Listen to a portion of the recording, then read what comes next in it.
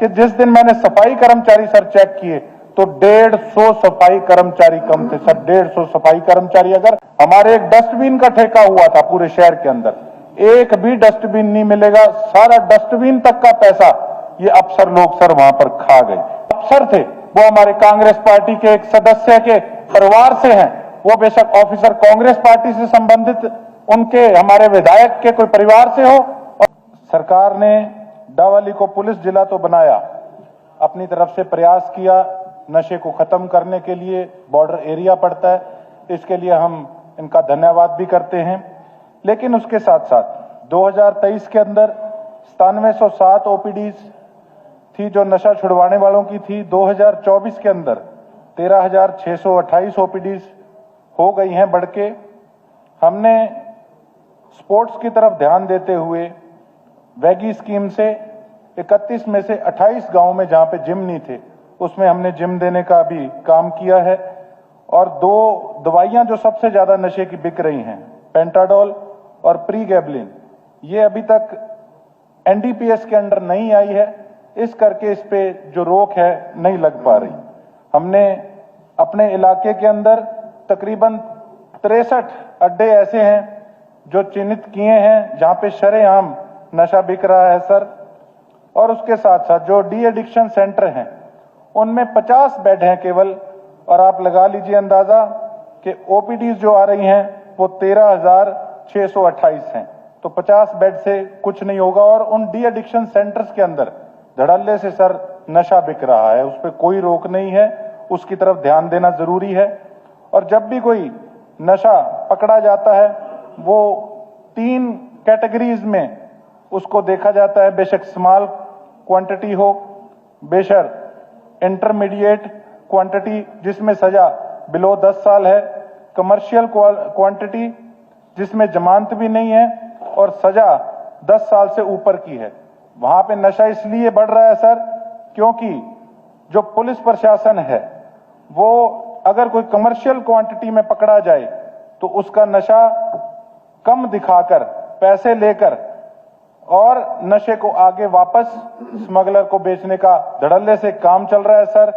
और इसके साथ साथ जब नशा पकड़ा जाता है तो गस्टेड ऑफिसर की प्रेजेंस के अंदर पकड़ा जाता है, उसकी चेकिंग होती है।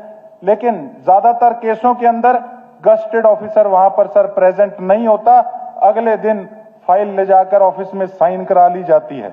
उसके साथ साथ जो सप्लायर है अगर अपने किसी गुर्गे को नशा देता है बेचने के लिए तो वो जब पकड़ा जाता है सिर्फ बयान होता है सर, इसीलिए उसको आसानी से जमानत मिल जाती है। ना तो उसके एविडेंस कलेक्ट किए जाते और ना ही मेन सप्लायर तक पहुंचा जाता। उसके साथ साथ जो ड्रग इंस्पेक्टर का काम होता है सर, किसी भी मेडिकल के अंदर कितना स्टॉक पीछे से आया और कितना आगे बिका, उनका स्टॉक रजिस्टर अभी तक सही ढंग से चेक नहीं हो पा रहा। इसलिए ये जो गोलियों वाला सिस्टम है, जो नशे की गोलियां बिक रही हैं, ये मेडिकलों पे धड़ल्ले से बिक रही हैं। इसकी तरफ सर थोड़ी सख्ताई बरतनी बहुत जरूरी है क्योंकि अब ये तो मार करने लग गया।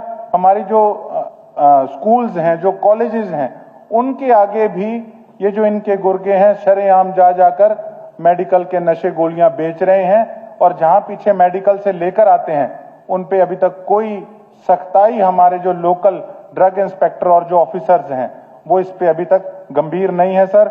उसके साथ साथ जो भ्रष्टाचार का मैटर है, इसके अंदर मैं एक बात जरूर कहना चाहूंगा कि सर पिछले कुछ सालों के अंदर हमारी सिरसा का ये हालात नगर परिषद के हो गए थे कि ऑटो मार्केट की जो मेन सड़क हमारी बनी है वो तकरीबन 1.5 महीने में सारी सड़क सर टूटने लग गई। उसके बाद हमने एक गली पकड़ी, रोड पकड़ी तरसेम वाली, वार्ड नंबर 24 पुराने की। उसका सर 3 बार वो गली बन चुकी कागजों के अंदर, पर जब धरातल पे जाके चेक किया गया तो गली नहीं बनी हुई थी। उसके साथ साथ एक हमारे भादरा पार्क का टेंडर हुआ था जिसके काम की तिथि समाप्त हो चुकी थी। 46 लाख का ठेका था सर। जब जाके उसको चेक किया गया तो ठेके के अंदर उसको 3 साल की मेंटेनेंस का समय दिया गया।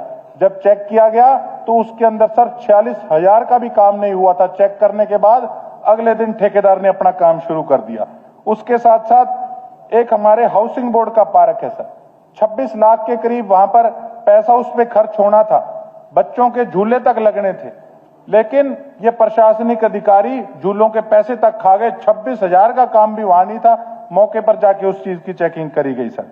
उसके साथ साथ भगत सिंह स्टेडियम का एक ठेका हुआ था स्टेज को एक्सटेंड करने का, जब वो जाके चेक किया गया, अभी ठेका नहीं खुला था और पहले ही उसका काम शुरू हो गया सर। सफाई कर्मचारी जब चेक करे गए, हमारे 31 वार्ड थे, अब 32 बने। 31 वार्डों के अंदर औसत आती है, एक वार्ड के अंदर तकरीबन 10 से 12 सफाई कर्मचारी लगते हैं, तब जाके वार्ड की सफाई होती है।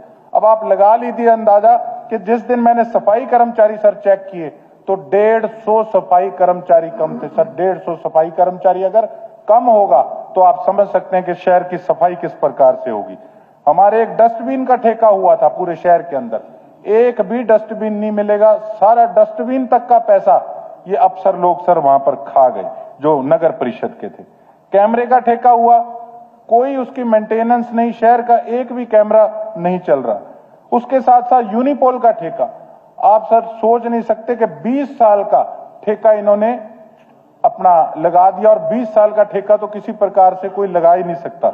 उसके साथ साथ लाइटों का ठेका हुआ, इतने बुरे हालात हैं कि गलियों के अंदर लाइटें तक नहीं है, इतना बुरा हाल है सर। इसके अंदर मैं एक बात जरूर कहना चाहूंगा कि भारतीय जनता पार्टी के साथ जो वहां पर लोकल पार्टी की जो गठजोड़ के अंदर चुनाव लड़ रही है, उनकी नगर परिषद के प्रधान थे, और मुझे कहने में कोई संकोच नहीं है कि जो अफसर थे वो हमारे कांग्रेस पार्टी के एक सदस्य के परिवार से हैं। वो बेशक ऑफिसर कांग्रेस पार्टी से संबंधित उनके हमारे विधायक के कोई परिवार से हो, और बेशक कोई भी बीजेपी के साथ सहयोगी दल का प्रधान हो, ये रली मिली करके सर इन्होंने हमारे सरसा के लोगों का करोड़ों रुपया खाने का काम किया है। इस पे सर सख्ताई से इसको फेस किया जाए इन चीजों को। बेशक वो नशे की बात है, बेशक वो ये भ्रष्टाचार की बात है, कमेटी बनाकर सर इस पे जांच की जाए। बहुत बहुत धन्यवाद।